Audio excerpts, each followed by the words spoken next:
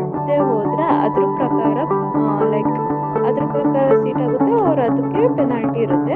KE rules ತುಂಬ strict ಇರುತ್ತೆ ಈ ವರ್ಷ.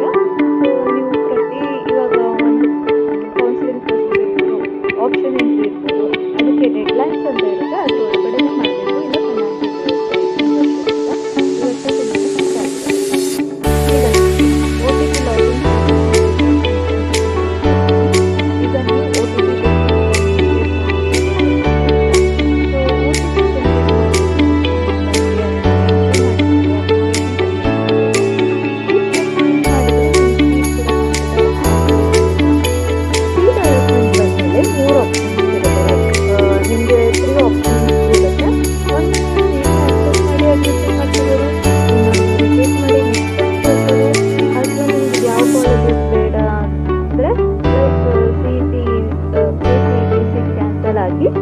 ಆಗುತ್ತೆ. ಆಮೇಲೆ ನೀವು ಯಾವ ಕಾಲೇಜ್ ಬೇಕೋ ಆ ಕಾಲೇಜ್ಗೆ ಲೈಕ್ ಮ್ಯಾನೇಜ್ಮೆಂಟ್ ಸೀಟಾಗಿ ಹೋಗ್ಬೋದು.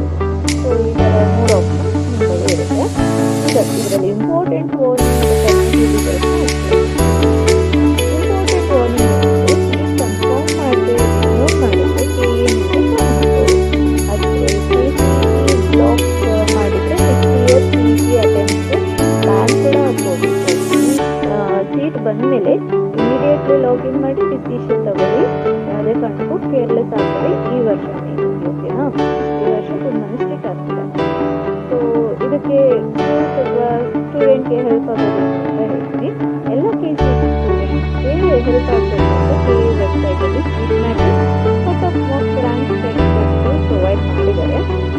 ಸೀಟ್ ಮ್ಯಾಟ್ರಿಕ್ಸ್ ಇದು ಬಂದಿಲ್ಲ, ಅಪ್ಡೇಟ್ ಮಾಡ್ತೀನಿ. ಡಿಸ್ಕ್ರಿಪ್ಷನಲ್ಲಿ ಲಿಂಕ್ ಇದೆ, ಅದನ್ನ ಕ್ಲಿಕ್ ಮಾಡಿ ನಿಮ್ಮ ಬ್ಯಾಂಕ್ಗೆ ಯಾವ ಕಾಲೇಜ್ ಅಂತ ಪ್ರಿಡಿಕ್ಟ್ ಮಾಡ್ಕೊಳ್ಳಿ. ಸೊ ಫ್ರೆಂಡ್ಸ್, ಈ ವಿಡಿಯೋ ನಿಮಗೆ ಹೆಲ್ಪ್ಫುಲ್ ಆಯಿತು ಅಂದ್ಕೊಂಡಿದ್ದೀನಿ. ಹಾಗೆ CET counselling procedure year on year change ಆಗ್ತಾನೆ ಇರುತ್ತೆ. ಈ ವರ್ಷ ಚೇಂಜ್ ಆಗಿದೆ. ಆಗಬಾರ್ದು ಅಂದರೆ ಕಂಪ್ಲೀಟ್ ಪ್ರೋಸೆಸ್ ನೋಡಿ ಈ ವೆಬ್ಸೈಟ್ ರೆಗ್ಯುಲರ್ ಆಗಿ ವಿಸಿಟ್ ಮಾಡಿ.